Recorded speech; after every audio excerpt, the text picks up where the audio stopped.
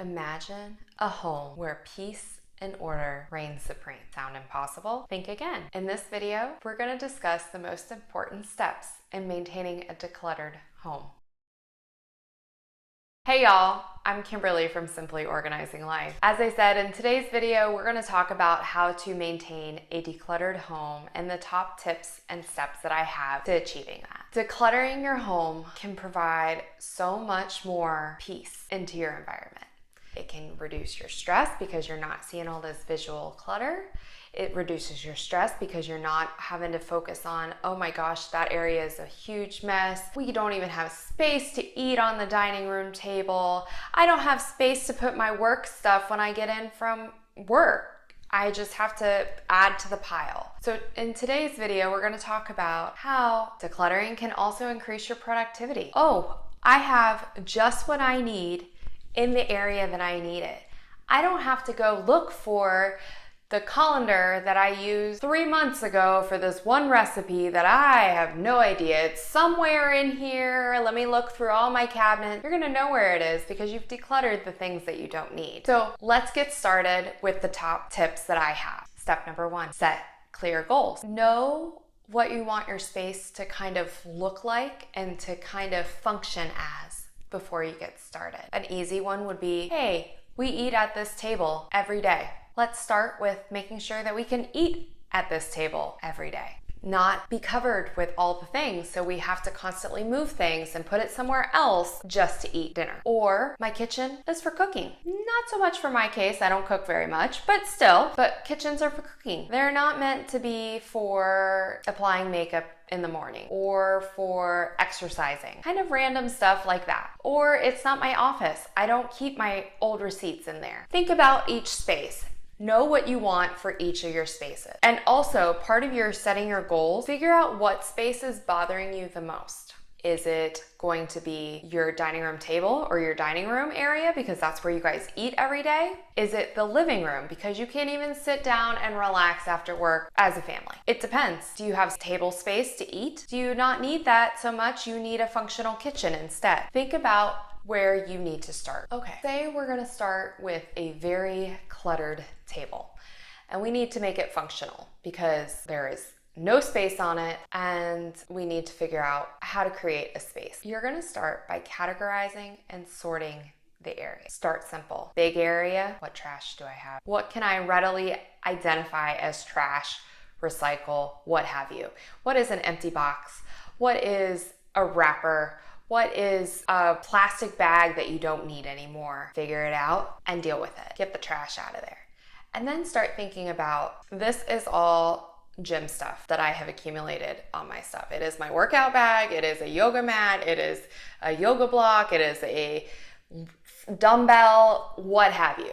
Put that all together so you know you have a random section of workout stuff. Then think about, okay, this is an organizer that I had a specific purpose for, but it is not here. Put all the pieces that go with it together and put it in a section. You're not putting things away, you just took the trash away. Now you're gonna organize like with like. Next step, kind of survey what you have on that table and figure out, are you needing to keep all the things that are there? Do you think that donating some of the things are reasonable? What about you don't think you're gonna need it, but you don't want to get rid of it quite yet? And then obviously we've taken care of trash, and hopefully as you've categorized, if you found more trash, you disposed of it. So next step is to get those kind of mentally sorted. And I would even physically have a box available for anything that you want to donate. If you say, nope, don't need that, but it's in good shape, we can donate it. Say you bought these yoga blocks, for instance, and you're not sure why you bought them.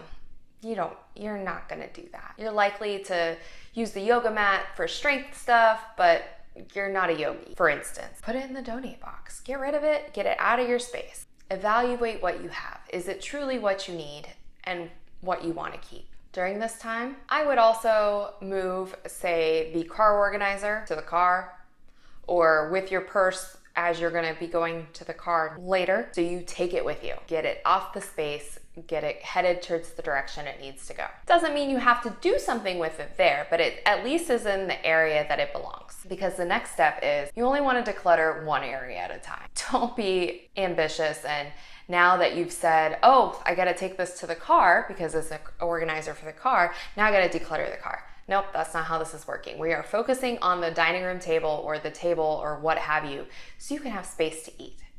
This is your focus, because if you keep going from here to here to here to here, you're not gonna get anything accomplished. It's gonna feel like nothing because you have been all over the place. The goal is to clear one area at a time. You also need to make some quick decisions. You can't be like, oh, I don't know what I should do with this. Maybe I just shuffle it around some more and I don't know. No, what's gut reaction? You're gonna use it? Yes, keep it. You're not gonna use it? Get rid of it. Don't overthink it. If it's something sentimental, you can take a little bit of longer time to decide it, but otherwise, if it is something that you don't need in your life, get rid of it. Part of the quick decisions, you need to consider the functionality and use of the object. Is this particular item kind of like the KonMari concept? Is it giving you joy? Does it have function? Does it have purpose in the house?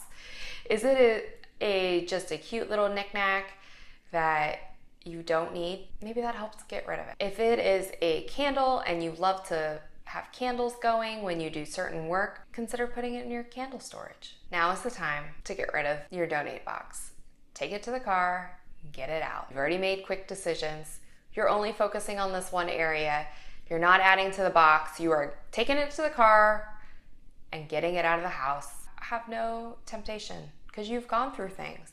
You've decided if it has functionality. You've decided if it is trash. You've decided if it's worth keeping. You've made quick decisions with this. You don't need it if it's something that you don't think you're gonna use. Now what you have left, you can help organize and store, take it to the areas that it truly belongs. Workout equipment actually goes in the area where you have a little home gym, or it goes in the area where you have your other dumbbells and your other yoga stuff, or your kettlebells or your treadmill or any of your exercise equipment. Get it there, get it kind of organized in the sense that it is with the rest of its stuff. It doesn't have to look pretty. We're just decluttering. We are moving things off the table so you have it as a functional space. Once you have your areas and you've gone through these steps with all of the areas, you want to have daily habit where you're constantly, oh, I need this. I'm gonna work out with this, take this to the gym. All right, now I'm done with it. I'm going to go put it away where it belongs. It doesn't belong on the table. It belongs where it has a home. Quick little habits like that. Focus on that. If you are in a hurry to get inside because, it's pouring rain and then you have to put down all your stuff so you can decompress for a second, immediately go back and take care of it. Don't leave it there. And then the last part is you need to do regular maintenance. Yes, the daily habits, the quick little putting things away will help, but it'll also be good to go through these spaces.